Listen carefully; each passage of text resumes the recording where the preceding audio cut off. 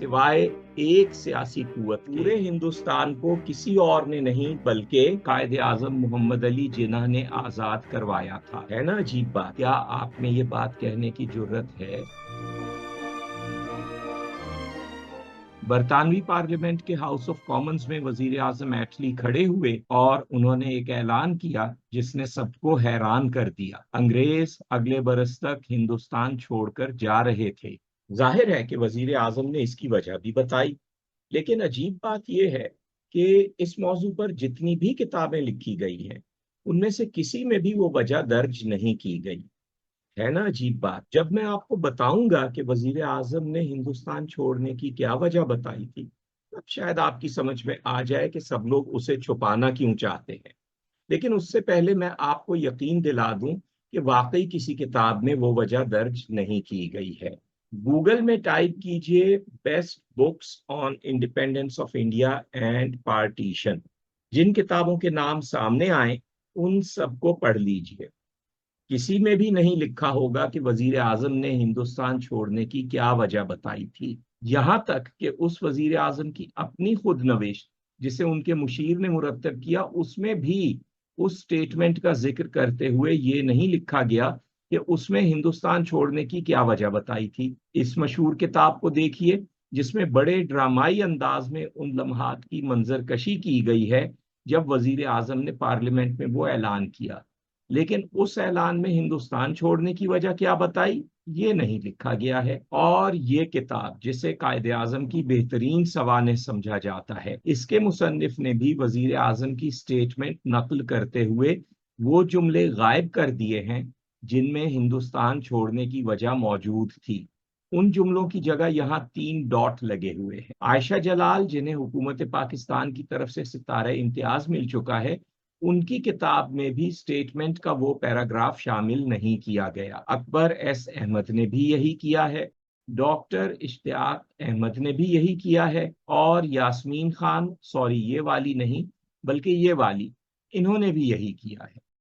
ये साहब भी अपनी तकरीरों और तहरीरों में कभी जिक्र नहीं करते कि पार्लियामेंट में वजीर आजम ने हिंदुस्तान छोड़कर जाने की क्या वजह बताई थी। और ध्रुव राठी जैसे बड़े यूट्यूबर भी इस मामले में आपको मायूस करेंगे। मैंने ये बात तफसील से इसलिए बताई है ताकि आपको पूरा यकीन आ जाए कि वाकई किसी किताब में ये नहीं बताया गया है कि पार्लियामेंट में वजीर आजम ने हिंदुस्तान छोड़ने की क्या वजह बताई थी। आपको यकीन दिलाना इसलिए जरूरी था कि वो वजह इतनी बड़ी और सनसनीखेज है कि अगर मैं वैसे ही शेयर कर देता तो आप फौरन कह उठते कि ये कैसे हो सकता है कि इतनी बड़ी बात आज तक किसी किताब में ना आई हो। लेकिन अब आपने देख लिया कि किताबों में तो इस तरफ तवज्जो दी ही नहीं गई कि वजीर आजम ने क्या वजह बयान की थी। लिहाजा वजह चाहे छोटी होती या बड़ी होती, आपके इल्म में कैसे आ सकती थी। अब मैं बताता हूं कि पार्लियामेंट में वजीर आजम ने हिंदुस्तान छोड़कर जाने की ये वजह बताई थी कि ऑल इंडिया मुस्लिम लीग के एक खास एक्शन की वजह से अंग्रेज मजबूर हो गए हैं कि हिंदुस्तान छोड़ दें। जी हाँ, वजीर आजम के उस बयान के मुताबिक जो उन्होंने पार्लियामेंट में दिया था, पूरे हिंदुस्तान को किसी और ने नहीं बल्कि ऑल इंडिया मुस्लिम लीग ने, और दूसरे अल्फाज में कायदे आजम मोहम्मद अली जिन्ना ने आजाद करवाया था। और उन्होंने एक खास एक्शन लिया था जिसकी वजह से हिंदुस्तान आजाद हुआ। वजीर आजम के असल अल्फाज आपको दिखाने से पहले मैं आपको ये बताना चाहता हूँ कि वो खास एक्शन क्या था। इसके लिए हमें थोड़े से फ्लैशबैक्स की जरूरत है। हिटलर ने पोलैंड पर हमला किया और दूसरी जंग अजीम शुरू हो गई। कुछ महीने बाद ऑल इंडिया मुस्लिम लीग ने पाकिस्तान का मुतालबा पेश कर दिया। कांग्रेस ने अंग्रेजों से कहा कि हिंदुस्तान छोड़ दें, और अंग्रेजों ने कांग्रेस के तमाम रहनुमाओं और हजारों कारकुनों को पकड़कर जेल में डाल दिया। वो जंग के आखिर तक जेल ही में रहे। कांग्रेस के एक बागी रहनुमा सुभाष चंद्र बोस ने हिटलर और जापानियों के साथ मिलकर अंग्रेजों से लड़ाई की मगर नाकाम रहे। जंग अजीम खत्म हुई, हिंदुस्तान में इंतखाबात हुए, कैबिनेट मिशन आया और चला गया। हिंदू मुस्लिम फसादात अब शिद्दत इख्तियार कर गए। बरतानवी हुकूमत ने ऐलान किया कि हिंदुस्तान में एक असेंबली कायम की जा रही है जो आजाद हिंदुस्तान के लिए दस्तूर बनाएगी। और ठहरिए, यहाँ मुस्लिम लीग का वो एक्शन शुरू होता है जिसकी वजह से बरतानवी वजीर आजम के मुताबिक अंग्रेजों को हिंदुस्तान छोड़कर जाना पड़ा। अंग्रेजों की तजवीज ये थी कि हिंदुस्तानियों की असेंबली हिंदुस्तान के लिए आइन बनाएगी, जिसे अगर बरतानवी पार्लियामेंट ने मंजूर कर लिया तो अंग्रेज उसे हिंदुस्तान में नाफिज करेंगे, जिसके बाद हिंदुस्तान आजाद हो जाएगा। किसी ने ये नहीं कहा था कि इस प्रोसेस में कितना अरसा लगेगा, लेकिन सब जानते थे कि 10-20 बरस तो लग सकते हैं, और ये भी हो सकता था कि ये प्रोसेस कभी मुकम्मल ना होता, जिस तरह कश्मीर का मसला आज तक हल नहीं हुआ। कांग्रेस ने ये स्कीम बड़ी खुशी से मंजूर की और दूसरे हिंदू रहनुमाओं ने भी तायीद कर दी। ये नवंबर 1946 यानी नवंबर 1946 की बात है। दूसरी जंग अजीम को खत्म हुए 1 साल से ज्यादा अरसा हो चुका था। इसलिए यह समझना दुरुस्त नहीं है कि दूसरी जंग अजीम के बाद अंग्रेज इतने कमजोर हो गए थे या थक गए थे कि उन्हें हिंदुस्तान छोड़ना पड़ा। अव्वल तो ये बात वैसे ही दुरुस्त नहीं है, और फर्ज कीजिए कि ऐसा हुआ भी था तो अब उन्हें हिंदुस्तान छोड़ने की जरूरत नहीं रही थी, क्योंकि अब तो कांग्रेस और हिंदुस्तान की सियासी कुव्वतें खुद अंग्रेजों को हिंदुस्तान में रखने पर तैयार थीं।